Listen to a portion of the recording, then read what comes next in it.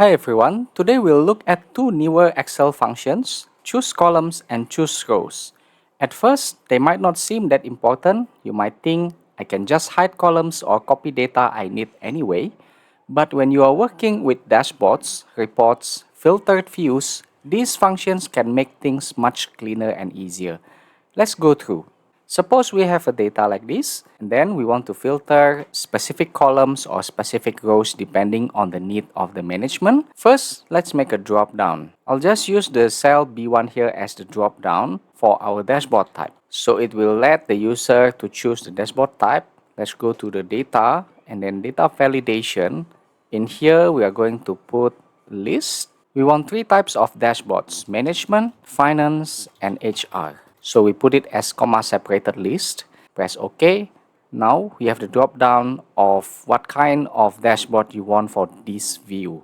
And then at the bottom here, we want to selectively choose the columns depending on the dashboard need. Let's type our formula. It is called CHOOSECOLS. Now here we need to prepare the table. Actually, you can just select everything like this. So from A to F. And then you can choose, for example, for management, they would like to know the employee ID, name, and department only. They are not interested in salary and so on.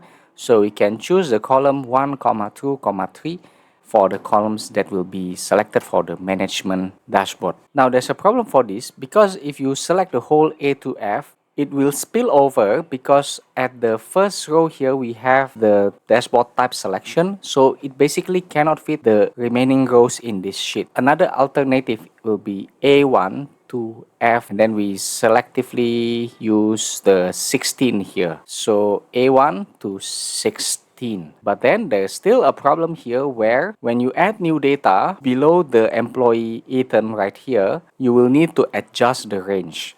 Okay, so the solution for that will be first convert this data to a table. So select all the data, press Ctrl T, and then we need the headers to be shown in the filtered data as well later on. So we need to untick the My Table has headers here. So the headers will be also recognized as the part of the data.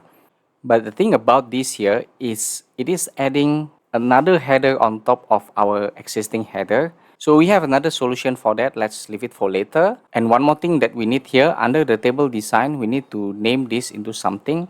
I'll give it employee. Then let's come back to our dashboard. Here we need to change the range that we select over here to employee. Okay, press enter. Now you get the same thing, but the great thing about having a table is that when you add a new row, it will be part of the data itself. Okay, let's just put a dummy one over there and then come back to dashboard. Now we see this one as well. The 0 here, don't worry about it because it is a blank cell just now. The dashboard type management, we haven't included this in the condition. The way to do that is we can use condition like if and then B1 equals to management, then we will choose these columns, right?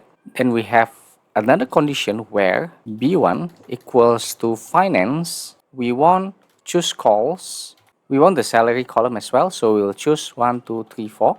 And then another condition will be after this if is done, because we only have 3 dashboard types, management, finance, and HR. So the last one here will be the HR one. So we'll just choose calls and then employee. And then we want to choose the city and the phone number. So 1, 2, 3 plus, if not mistaken, is the 5 and 6. Okay, we close all the conditions here. Press enter. Now we can select the dashboard type, management, and then finance. It will show the salary as well.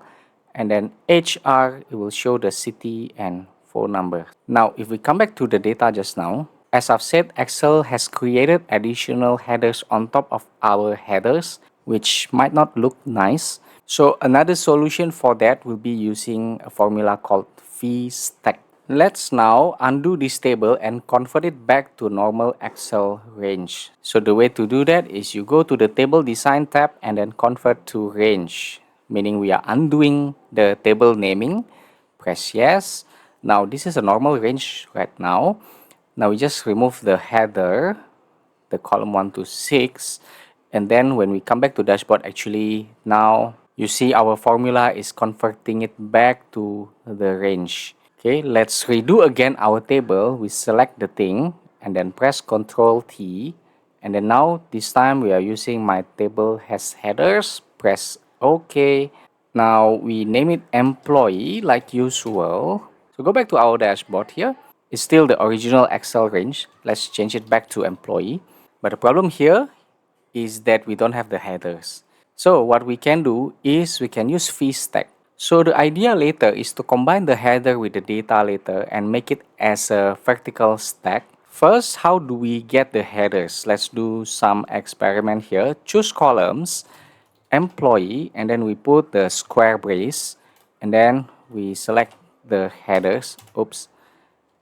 The headers, and then we choose 1, 2, 3. So it will produce you the headers. Now we are going to combine this with the data itself. Now coming back to the if condition here, this is our formula and how it looks like. So the first one is if the B1 is management, then the choose column will be 1, 2, 3. Next is finance, then last one will be HR. So VSTACK, and then we put an ending parenthesis first, and then actually it's just the same thing as this one, but we want to select the headers. So something like that. Yeah, we do the same for the other one here. Right, so I wrote it wrongly, so it should be headers. Okay, let's throw it back to Excel. Okay, press enter. Now, you get what we are looking for. As we can see here, the formula, now we are using the VSTACK.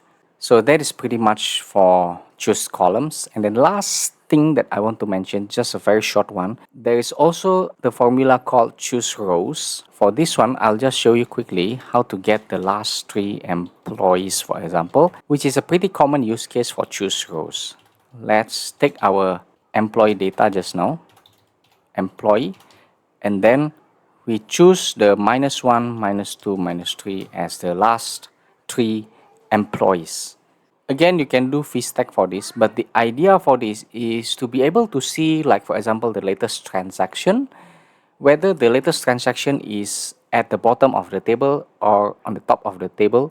It depends on the data structure, but apart from choosing like -1, -2, -3, we can also choose like 1 to 3, which is like the first data, the second data, and the third data. Another thing that we can do with choose rows is we combine it with filter.